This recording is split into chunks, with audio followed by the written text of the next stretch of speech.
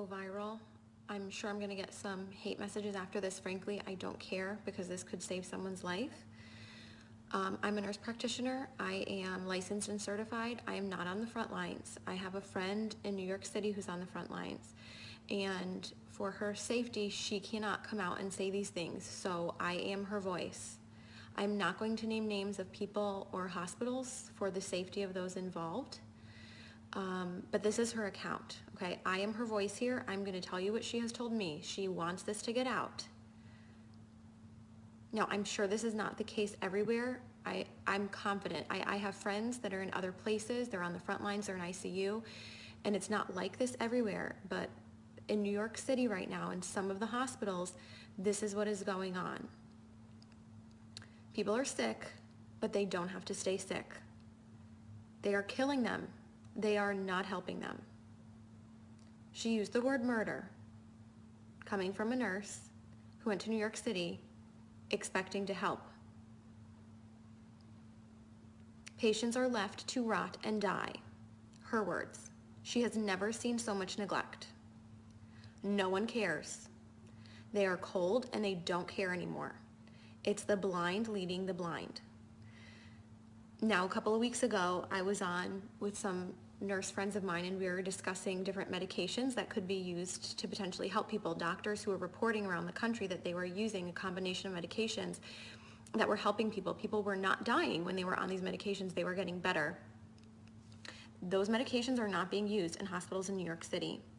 What is happening is that they're putting people on nasal cannula. If they require more than 6 liters of nasal cannula, they get intubated, they go on the vent, or they get trached if there's not enough vents.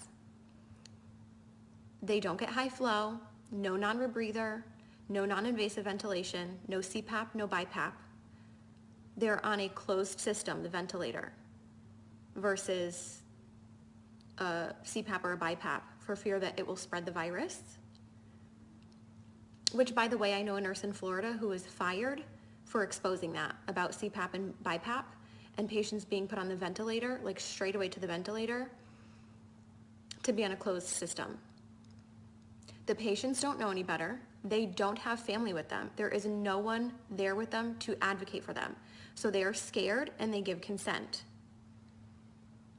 The ventilators have high PEEP, high pressure, which then causes barotrauma. It causes trauma to the lungs. Dr. Siddell, Cameron Kyle Siddell, a few weeks ago put out a video. He's in New York City, and he put out a video saying something is not right, like we're not treating this correctly. We're doing something wrong. This doesn't make sense.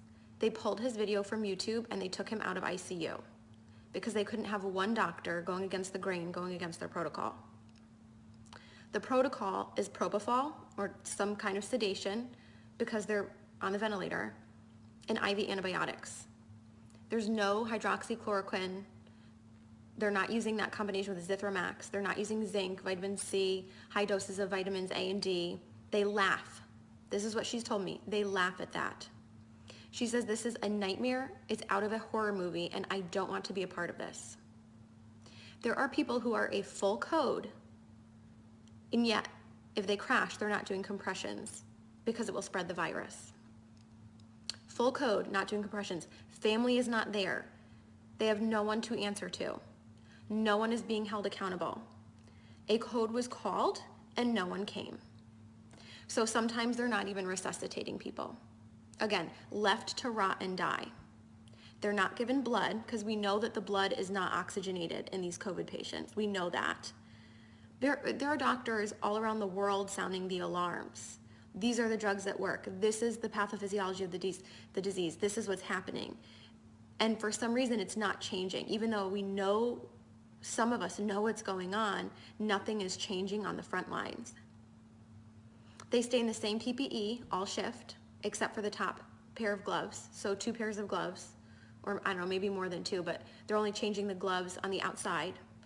Gown, mask, whatever else stays the same because all patients are COVID patients. So if it's a COVID floor, it's all COVID, but it's not because some of them are rule out COVID.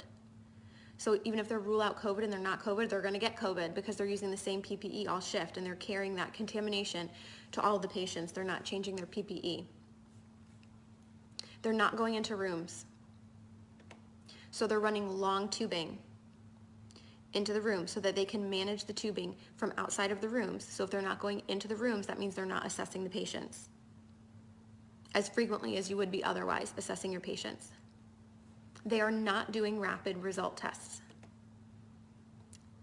You're lucky if you get results in 5 days. Okay, this is coming from my friend who is in New York City right now on assignment, who went there to help, and this is what she's finding. It's a horror movie, she says. Not because of the disease, but because of the way it's being handled. She said, we need help, and people are sitting there waiting in the hotels.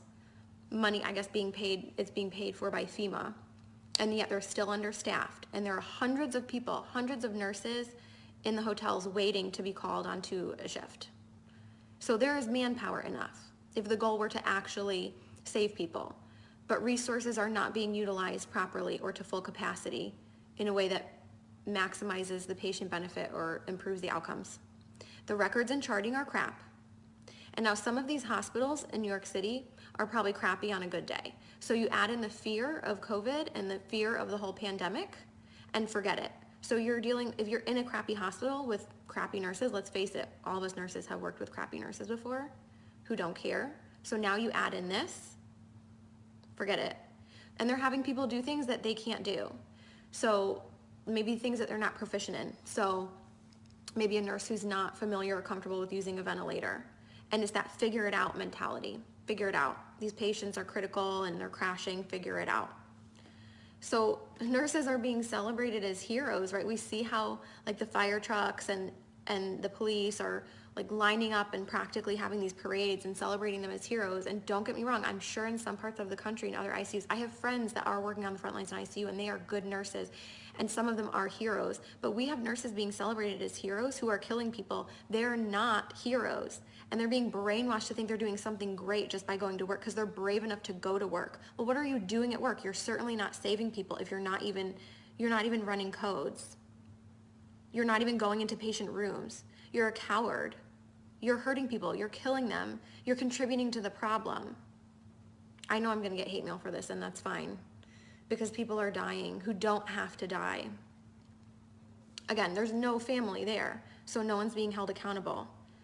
And once these people get intubated, they're being scared into giving consent to be intubated, and then for a lot of them, it's over. And there's nobody going to be held accountable, and there's nobody looking out for them. They are completely by themselves.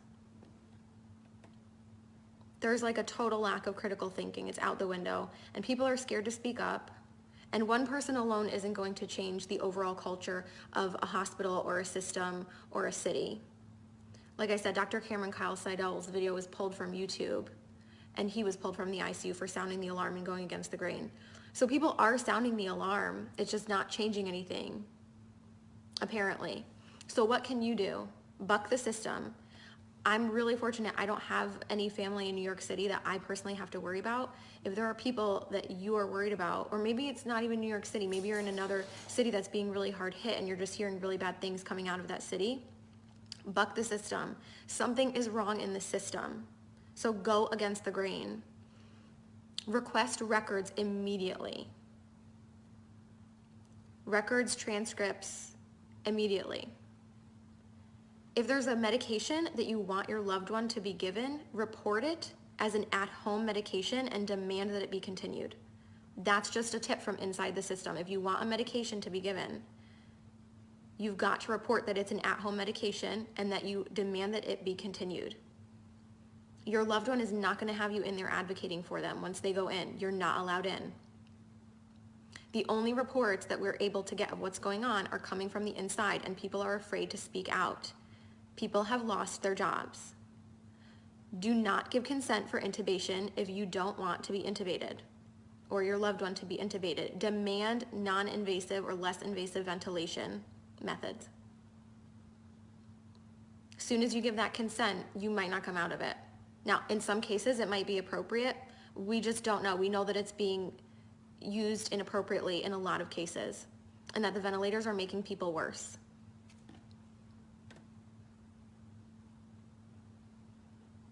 Please share this video, make it go viral. People need to know this. This is the truth of what's going on from my nurse friend who's in New York City right now on assignment. This is murder, she says. People are being murdered and no one cares. Horrible care.